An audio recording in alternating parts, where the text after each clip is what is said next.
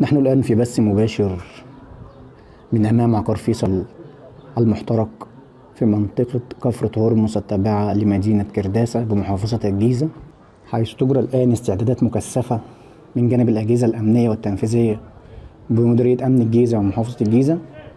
كما أن التفجير سيتم تحت إشراف الهيئة الهندسية للقوات المسلحة. تم غلق الطريق الدائري، وأوجدت الإدارة العامة للمرور بعض الطرق والمحاور البديلة، وتحديدا من الساعة 3 عصرا إلى الساعة 4. الأجهزة التنفيذية في محافظة الجيزة قامت باستعدادات مكثفة، حيث قامت بإخلاء قطعة أرض مجاورة للعقار مباشرة، وقامت بتمهيدها وإمدادها بالرمال. كمان قامت الأجهزة التنفيذية في محافظة الجيزة بإخلاء العمائر السكنية المتواجدة في محيط العقار المحترق. كما قامت الأجهزة التنفيذية في محافظة الجيزة بهدم جدران 4 طوابق، وذلك تحت إشراف الهيئة الهندسية حيث سيتم التفجير خلال دقائق. طبعا كانت هناك ووضعت الديناميت في العمدان. تم غلق الطريق الدائري بالكامل ومنع السير حفاظا على سلامة المواطنين وتحويل السير إلى طرق أخرى لحين الانتهاء. كمان تم انتشار أمني مكثف بمسافة 500 متر حول العقار، وإخلاء من السكان وجميع وجميع الأفراد.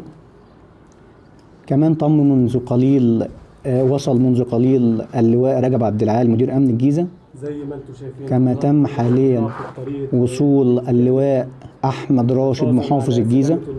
طبعا عقار فيصل المحترق اشتعلت به النيران لمدة تزيد عن 12 يوم. يذكر أن النيابة العامة أمرت بحبس المتهم صاحب العقار على ذمة التحقيق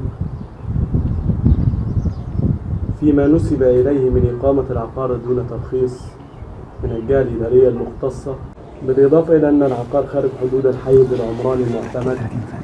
طبعا وبالنسبة لوصفه كصاحب عمل لم يتم أخذ الاحتياطات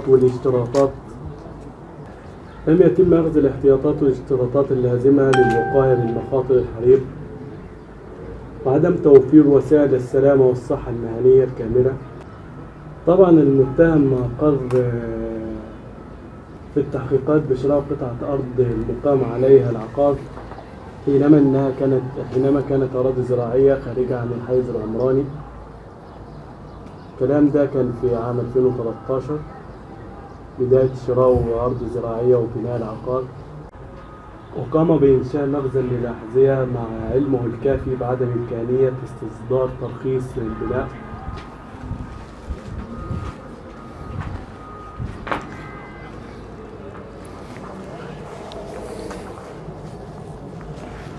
بالرغم من علمه بتصنيع الأحذية من مواد كيميائية وبترولية تساعد على الاشتعال.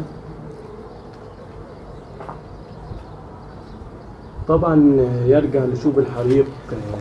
نحن الآن في بث مباشر من أمام عقار فيصل المحترق قبل لحظات من تفجيره مباشرة.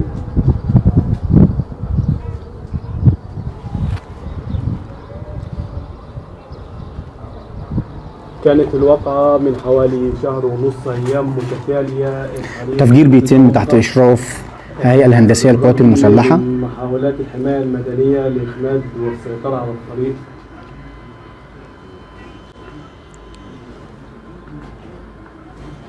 جاري الآن الاستعداد للتفجير.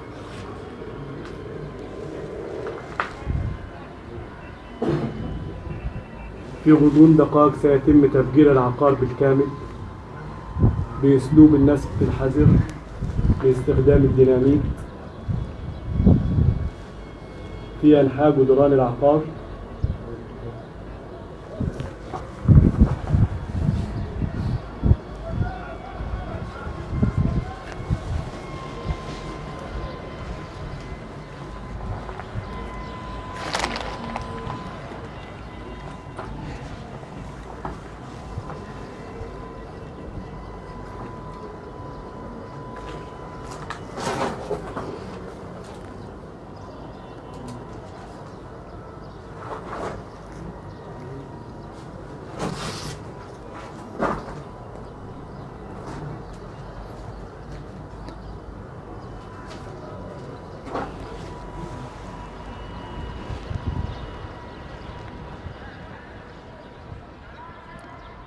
جاري الآن الأخذ بالأمر للتفجير. سيتم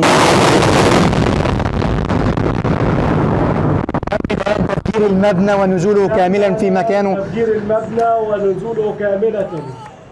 الحمد لله لا يوجد خسائر بشرية.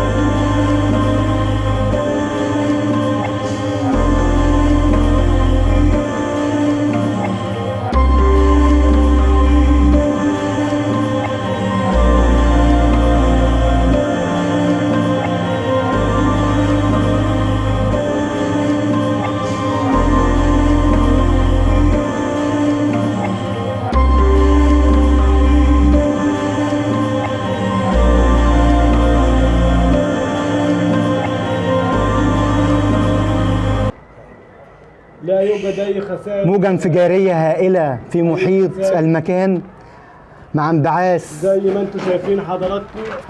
تصور ولا تصورش؟ أدخنة كثيرة تصور يا محمد. نتيجة انفجار العقار بالكامل. طبعا إزالة العقار تم تحت إشراف الهيئة الهندسية للقوات المسلحة.